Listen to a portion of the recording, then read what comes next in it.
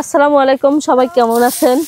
এইভাবে কে কে জমির ভিতর ধানের আটি উল্টাইছেন সবাই কমেন্টে জানিয়ে যাবেন। আমি কিন্তু পারি না, তারপরেও চেষ্টা করতেছি। হয়তোবা বলতে পারেন পারা না পারার কি হলো, আটি উল্টানো কি একটা ব্যাপার নাকি, কিন্তু আসে না, কথাই আসে না যে সব কাজেরই একটা ভাও সবাই বোঝে না।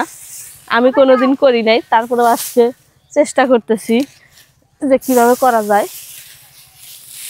তবে গাইস আমি একটা কথা বলি, যেহেতু আমরা হচ্ছে গ্রামের মানুষ, গ্রামে বসবাস করি, সেহেতু আমাদের কৃষির উপরই নির্ভরশীল হতে হয়।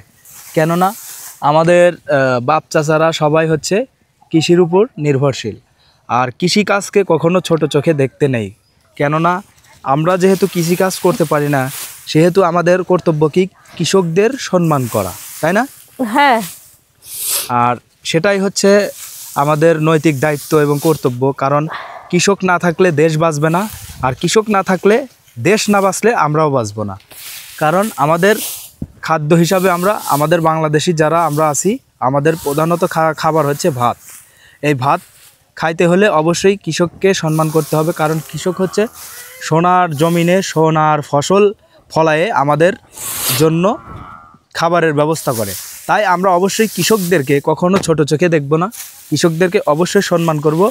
আর কৃষকদের পারলে হেল্প করার চেষ্টা করব। আমরা আমাদের সামর্থ্য অনুযায়ী আমরা যতটুকু পারি অবশ্যই হেল্প করার চেষ্টা করব। তো আজকে আপনাদের ভাবি আর আমি আসছি খেতে। আমি আটি উল্টাইতেছি না, কারণ আমি ক্যামেরাম্যান হয়েছি, যার কারণে আটি উল্টাইতে পারতেছি না। আপনাদের ভাবি উল্টাচ্ছে।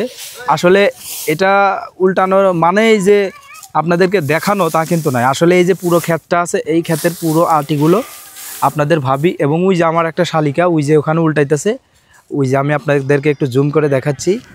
ওই দুই বোন, ওরা হচ্ছে দুই বোন, আর এক বোন আছে, তিন বোন হচ্ছে আটি উল্টাচ্ছে, ঠিক আছে? তো এই পুরো ক্ষেতটা হচ্ছে ওরা উল্টাবে, এই জন্যই এখন আসা হয়েছে, কারণ এখন একটু আকাশে রোদও কম আছে।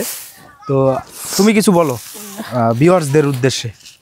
ভিউয়ার্সদের বলতেছি যে আমি কাজ করতেছি দেখানোর উদ্দেশ্য না, আমি নিজেও আনন্দ করতেছি, আটি উল্টাইতেছি এবং আনন্দ করতেছি, আপনাদের সাথেও মানে জিনিসটা শেয়ার করতেছি।